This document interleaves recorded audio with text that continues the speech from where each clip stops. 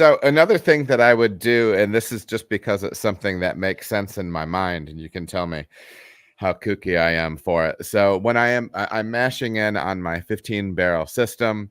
I have X amount of chloride, sulfate, and acid that are going into this mash.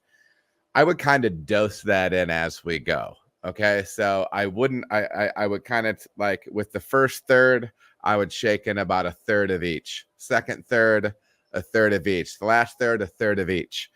Is that process sound?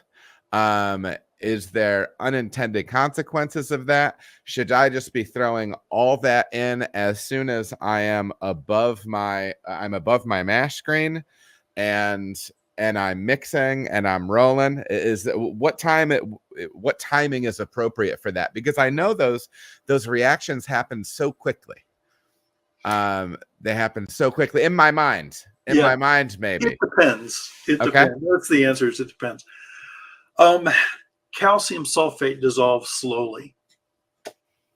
So when it comes to doing kettle or mash tun additions, whether it's if let's say you've got a small hot liquor tank or an inline heater that's supplying your hot water to the mash tun, and I would start filling the mash tun, and as you say, let the water get above the grate, the false bottom. Then I would add my acid. I would, I pre-measure that. I would add all of that acid in right there. Mm-hmm. So pH is going to drop low. Mm-hmm. That will help your calcium sulfate dissolve.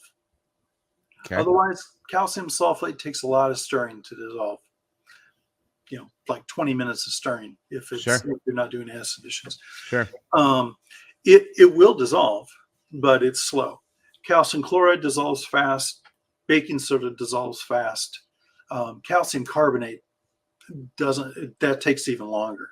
Yeah. And even in the mash, and this is something we discovered while we were writing the water book. I had AJ DeLange conduct some experiments. Yeah.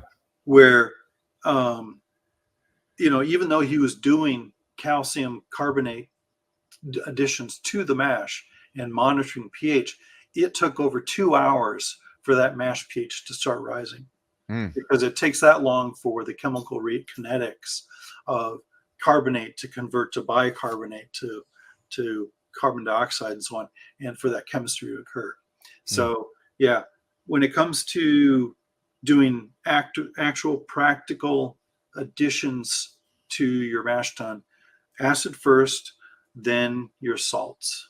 Interesting. And I would kind of add them all at the beginning, and then then start adding the grain and mixing and so on, to give those salts more time to dissolve. Would there be is there any use case of trying to potentially hydrate some of those longer reacting salts? Is that a thing?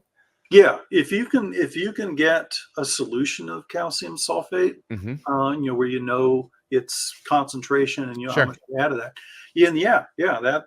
that will make the reaction quicker. Yep.